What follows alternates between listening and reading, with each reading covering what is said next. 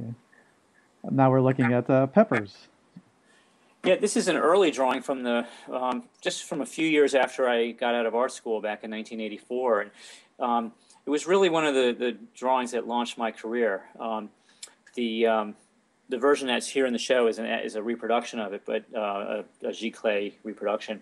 Um, but the painting was inspired by just a very simple event. A roommate of mine had put these peppers on a table, and I just thought they were so amazing, their shapes and the color.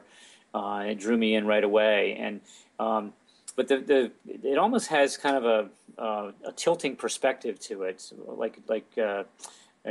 almost like an African cubist type perspective. And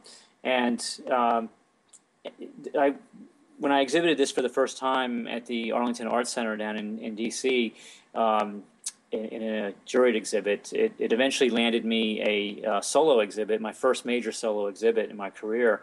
And then the drawing was eventually selected by the Smithsonian to be in a major traveling exhibit of American drawings that went all around the world. So it really, this drawing has been to more places than I have, and it launched my career. So it's a very important drawing for me, and again, one of the reasons why I made a reproduction of it, because I wanted to have my own version of it.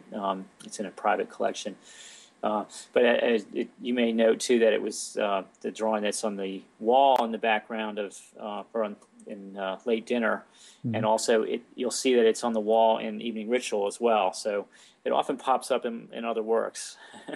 Nice. Could you elaborate on a tilted perspective? I didn't quite understand that.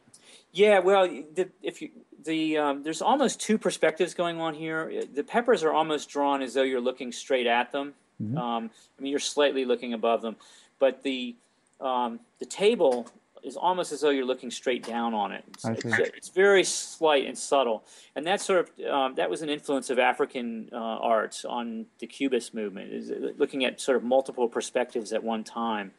And even it relates somewhat to Evening Ritual and Threshold, where in those triptychs and diptychs, each panel you're looking at from a slightly different direction. So you're getting multiple perspectives in one work, which kind of also an artist who was doing the same, working with a similar concept at the time was David Hockney. He was taking multiple photographs of the same place or object, and he would piece them together. So it would create almost like a panorama of photographs that connect together. And that whole idea really intrigued me, of working with multiple perspectives in one shot.